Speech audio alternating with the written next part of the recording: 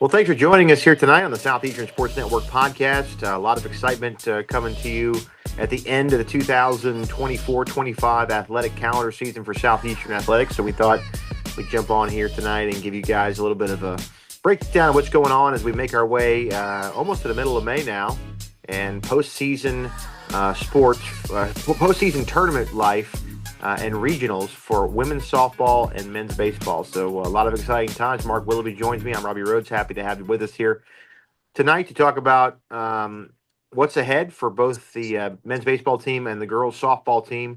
Mark, impressive weekends. Start with the men's baseball first. You know, I think there were some people that were a little nervous come Thursday night with how the opening against Nichols started down in Thibodaux, lost 13-0, but Lions came back and played really, really good baseball in a doubleheader on Saturday after Friday was rained out, and just kind of never looked back and sealed up the regular season conference championship title, which allows them to host or be the one seed and play at Southeastern, this tournament format that the Southland has come up with this weekend. The winner of each location, it's Lamar and UTR. Yeah.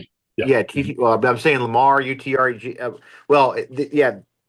The game is being held down there, and then the other one's here in Hammond. The winner of each one of these tournaments will go on and play a series next weekend, Memorial Day weekend, to see who wins the Southland Conference championship to get the automatic bid into the NCAA postseason. For the women's softball team, boy, what an exciting weekend.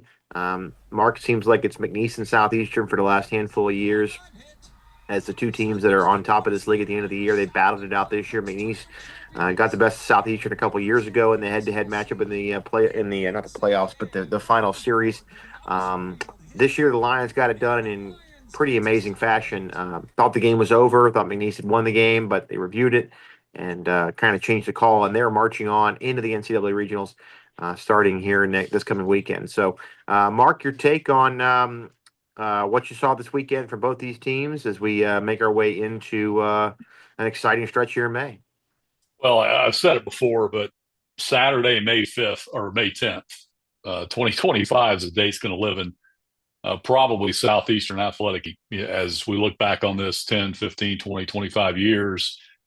From now, we should anyway, because it's not often you win one championship on a single day, but you win two, albeit one a conference tournament championship, which propelled softball into the NCAA tournament, or a regular season championship, which the men clinched, which means they'll get the, for the conference trophy, they will get the first place points for that and allows them to host in the conference tournament. So yesterday was, again, a date of pride if you're a Southeastern fan. And, going into yesterday, I mean, obviously the women were tied at 1, had a winner-take-all game last night. The men, or baseball on the other side, boy, a lot riding on that, because you come into it, coming down the stretch, you lost, maybe your best hitter who was injured down the stretch. So a little bit of adversity.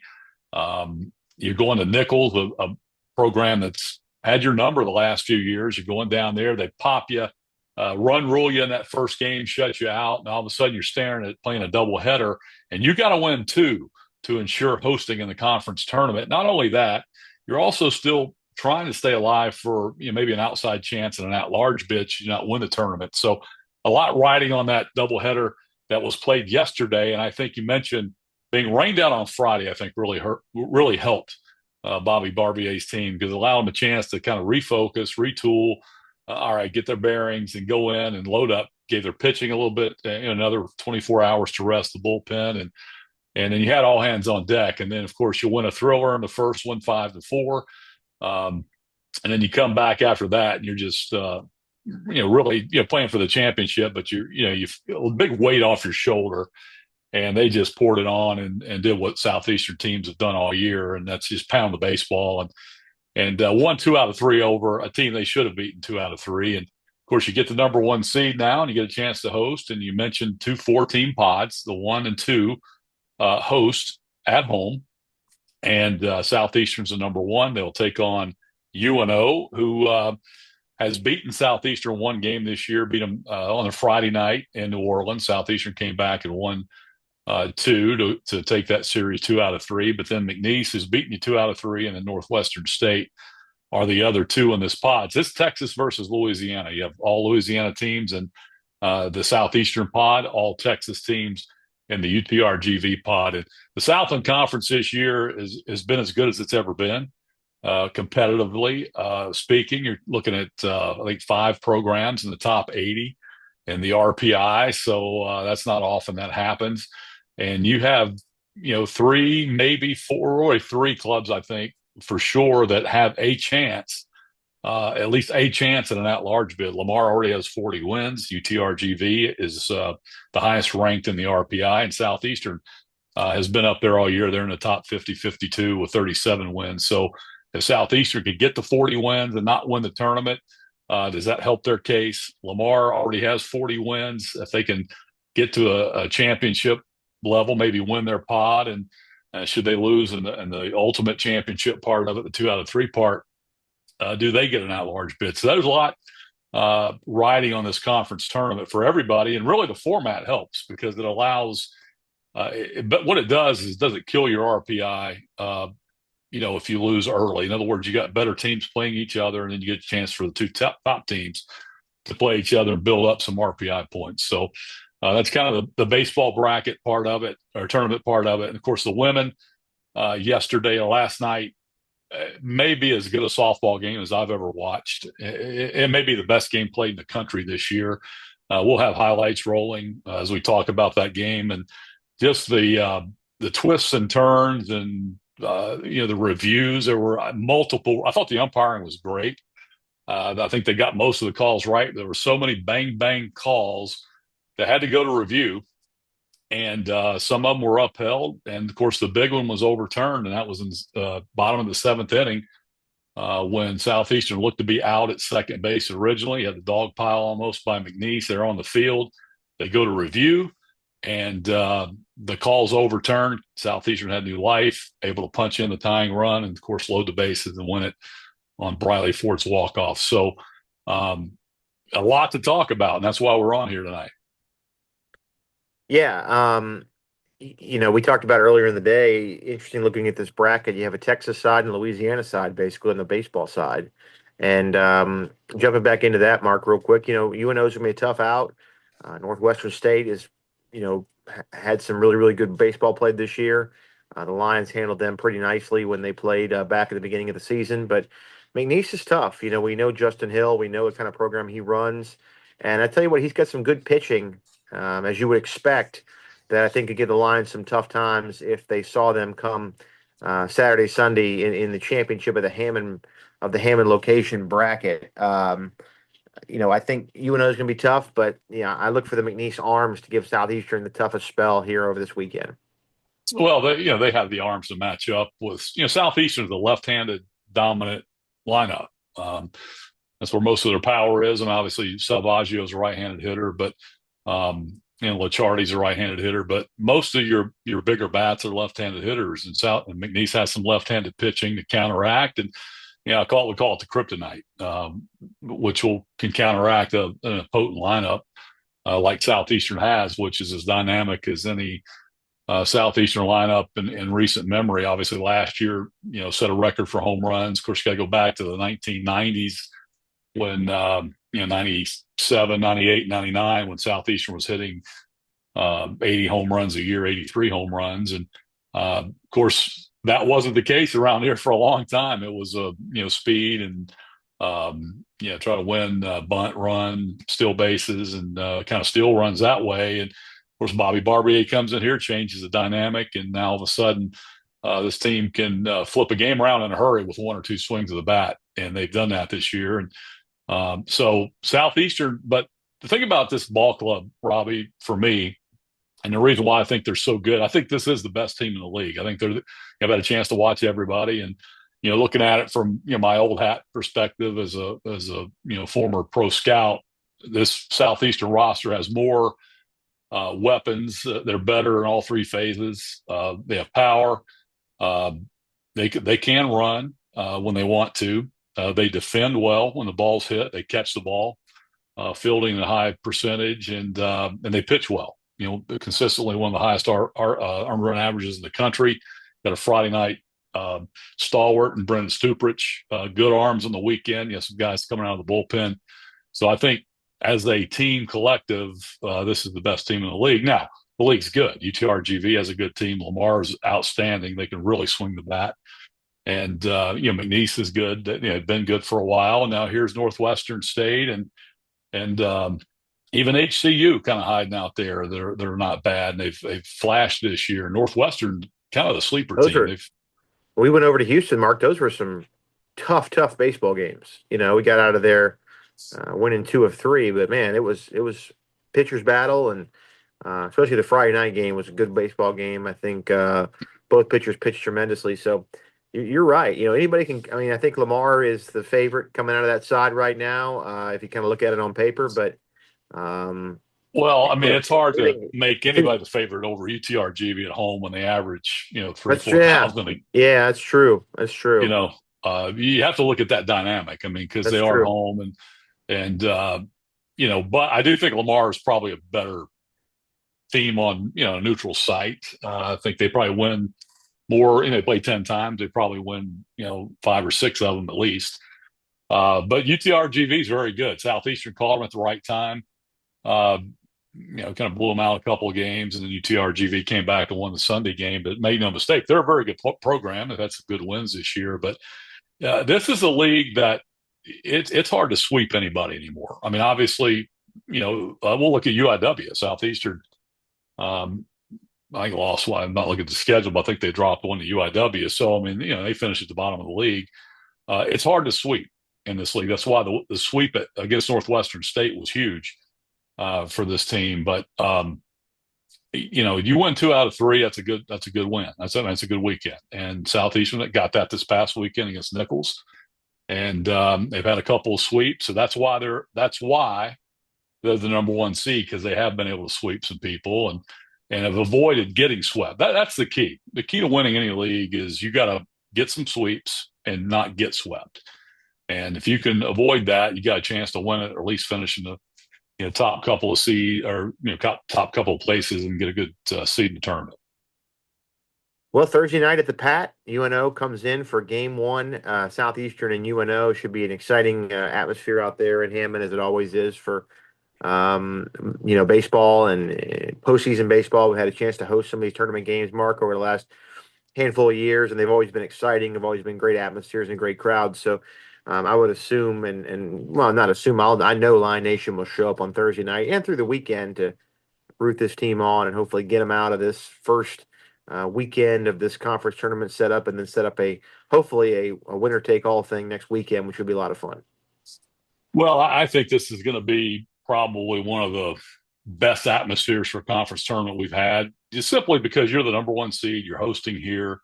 Last year was a little bit different. Obviously some of the other years not quite the same, because your place in the tournament was not. They've been well attended, don't get me wrong, but now you're the number 1 seed. You've got a chance to win your pot and get 2 out of 3 here at home. And I think Hammond America and Lion Nation is going to turn out in force and pack the Pat. There's a lot riding on it, not just winning the tournament, just doing well enough in the tournament to put yourself in position for an at-large. So there's a lot for fans to grab a hold of, and it's been a great year. It's been fun. I've had a chance, of course, the nature of what I'm doing now. It's hard for me to get out there as much as I would like to, but I've had a chance to get out there and see them here lately on the weekend, and it's the atmosphere is second to none. I mean, I know UTRGV right now is leading the conference in attendance, but there's just nothing like a Friday night or a Saturday afternoon at Pat Connealy Diamond. I mean, there just really isn't. I know J.R. Teagues and his staff, and of course, obviously Bobby, and they've created this atmosphere, and this is over many, many years, and it just continues to build and build and build. And Southeastern has a unique baseball fan base, unique to Southeastern. And I mean, there are others that are like it, but not many, and especially in this league. So congrats to all, and looking forward to this week. Yeah, and look, I do think everybody's. You kind of said earlier. I think you hit the nail on the head there. thinking Lamar's the favorite, yeah, but everybody's kind of the same in this league. There's not a huge gap between anybody in this tournament on either side. So it's going to be exciting to watch. And, there'll be other baseball, Mark, that, Southeastern's not playing in at Pat Kenneally that people can go out and watch and check out. And that being the East Northwestern game is going to be a good one for sure. Yeah, no question. I expect both fan bases to travel well. Northwestern is having a little bit of a resurgence. Bobby Barbie had good clubs there, but he's been 2 years removed, and they've gone through some athletic struggles here the last couple of years, especially in football, and basketball's been up and down, and they really haven't had a lot to latch Hear on to about. as an athletic Yeah. program, This, and this baseball team's playing well. So I expect them to travel, and McNeese will bring people, and UNO. I mean, UNO short trip up from New Orleans, and they've had a lot of their issues, from the academic side of it or institutional side, but they're in the conference tournament. They're dangerous. They have bats, and they're not bad. So anything can it's gonna be happen. fun. Absolutely. All right, softball, Mark. Do we know where the ladies are going yet? I didn't Yeah, get going a to Baton chance. Rouge. Yeah, that was Oh, yep. announced earlier. Yeah, earlier tonight. It's one of the things we want to talk about. They're in the Baton Rouge regional, which I think most expected. They'll take on the host LSU, as a team that Southeastern had a chance to win early in the season. Got walked off in the seventh inning, a game they dominated pretty much all the way through. Just couldn't quite hold it. And if you look at Rick Freeman's team, they set a school record with 48 wins this year, but they have three one-run losses to top 10 teams. And they're all teams that they were leading late in the game, couldn't quite hold it. So this is a program that is far away from being a 50-team win and having top 10 skins on the wall. So, and this is a roster that had to rebuild. It had to retool, lost a lot of players from last year, rebuilt this thing, and here they are again, 48 wins. And again, that's why yesterday or last night was, yeah. And again, I know we get lost. It's May, it's almost summer. Kids are getting out of school, and everybody's looking forward to vacation, Labor Day coming up, and all that. But sometimes softball, I think, gets shortchanged a lot. From the fan base, and there's a unique softball fan base as well. It travels well, but I'm not sure a lot of Hammond American, a lot of Lion Nation really understand what we have in Rick Freeman and his softball program. And when you watch them play yesterday, my goodness, is that fun? And the game's fast paced. It's pace of plays quick. They're very talented players. They steal Very like crazy. run like crazy. They hit behind the runner. They play basically old school gas house gang style of baseball. If you compare it to a baseball analogy, hitting behind runners, bunt and run, taking the extra base. Matter of fact, they won last night because they were aggressive on the base paths and stayed that way, stayed true to who they are. And when you had the play that was overturned, that was because she was being aggressive to get to second base and then scores on a base hit. A lot of times would have been a play at the plate, so to tie the game. But it's a fun style of softball. It's just a great product. And, again, they play on a national level. They're capable of playing with anybody in the country. Had 2 wins over Clemson last year in the NCAA tournament, nearly beat the host Alabama in one game. And so it kind of sets the marker of where they are. Now here they are again. They've already played LSU once. So they'll go to Baton Rouge. You also have UConn and Nebraska as the 2 and 3 seed in that bracket or that regional as well. So it's one I think Southeastern's got a chance to go over there and win a game or two. And, if things go their way, maybe end up playing, on Sunday for the championship. We'll see. But again, Rick Freeman, man's got him where he's Yeah, got him, and he's built this they're program.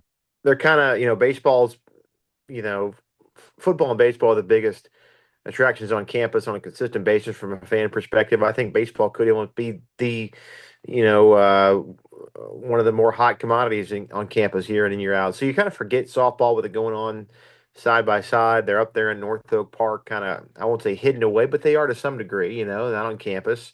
So I think people just forget about it. And I haven't been to a softball game in a number of years, but the facility that we have for women's softball is easily the best in the league and easily the best on campus with the field we have, the indoor facility that's on North Campus over there that they can use.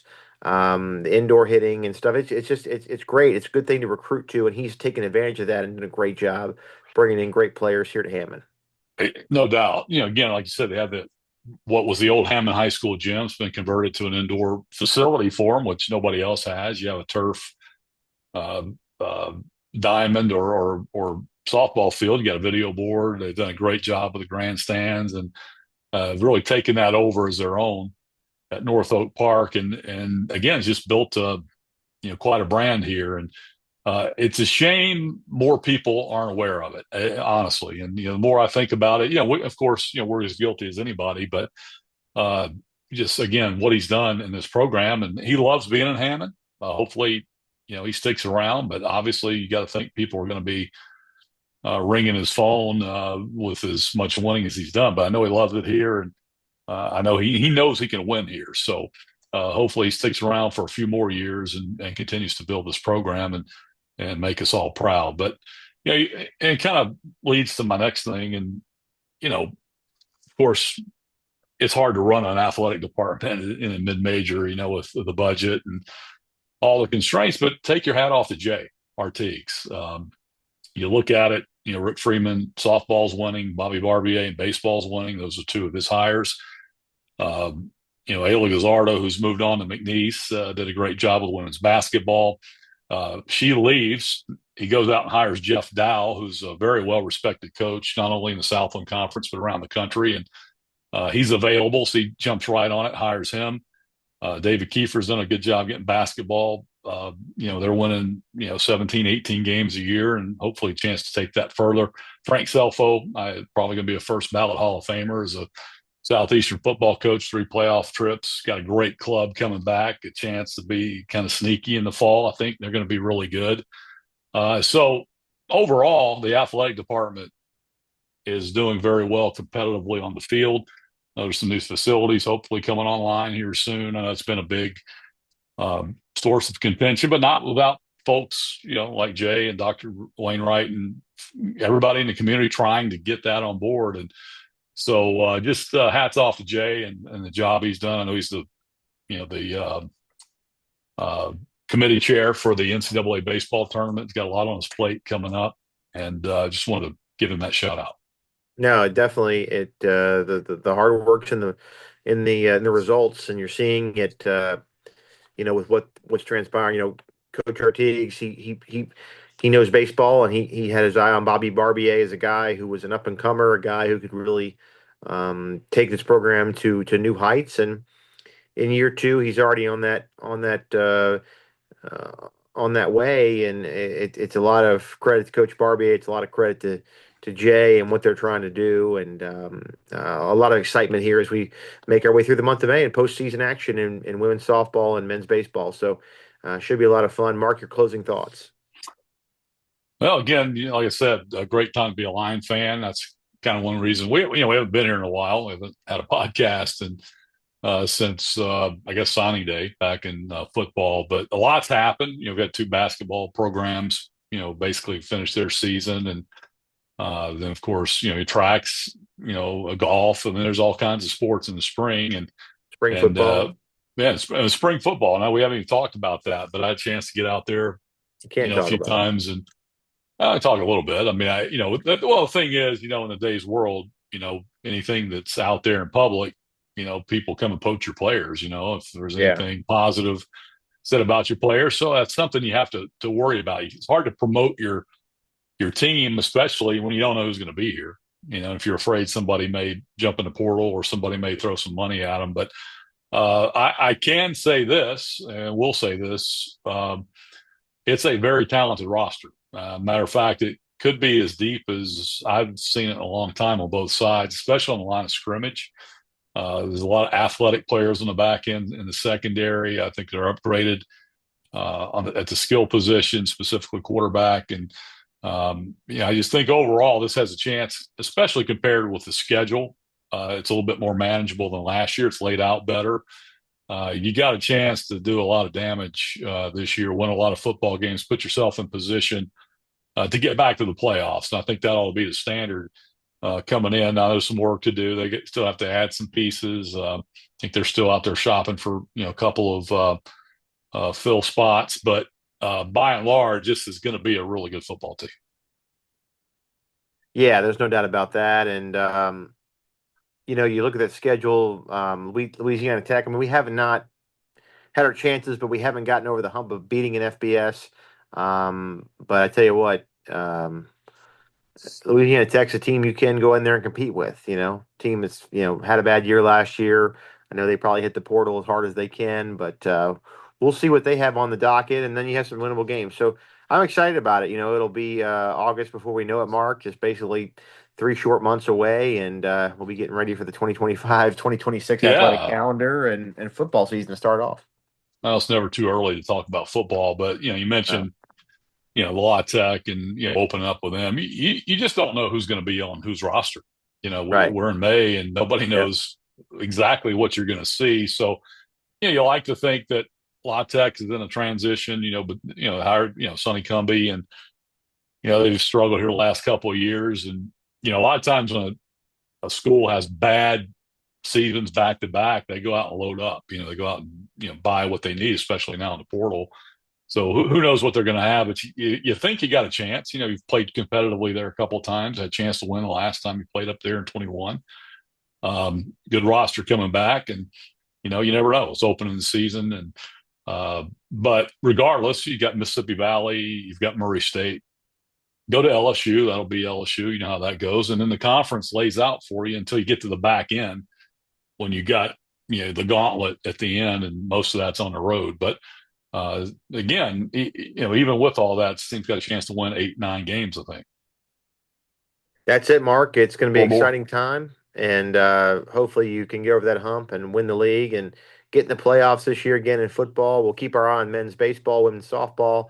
Wish them the best of luck this weekend as they battle it out in the Southland Conference tournament for baseball and softball on the road and the regional NCAA regionals against LSU and Baton Rouge, UConn, and Nebraska. So it should be a pretty good wrap up. We'll be able to watch the girls, and so hopefully they play great softball and find a way to get a win. And they're a sneaky 4 seed, Mark. I'll tell you that. I don't think anybody wants to see them as a 4 seed in this tournament. Yeah, they're not your traditional 4 seed, and I don't know how many 4 seeds had near misses against top 10 programs, especially 3 of them. And they have the tradition that they've built over the last few years, so they're going to be a thorn, I think. All right. Well, thanks for joining us. We'll keep you up to date. Hopefully, you're back next Monday talking about men's baseball advancing and also softball advancing to the Supers. We'll hopefully have a little bit more as we go through the rest of this month of May. Thanks for joining us on the Southeastern Sports Network podcast. For Mark Willoughby, the voice of the Lions, I'm Robbie Rhodes saying good night, good evening, good afternoon, wherever this is as you're watching us. We'll talk to you next time. Peace.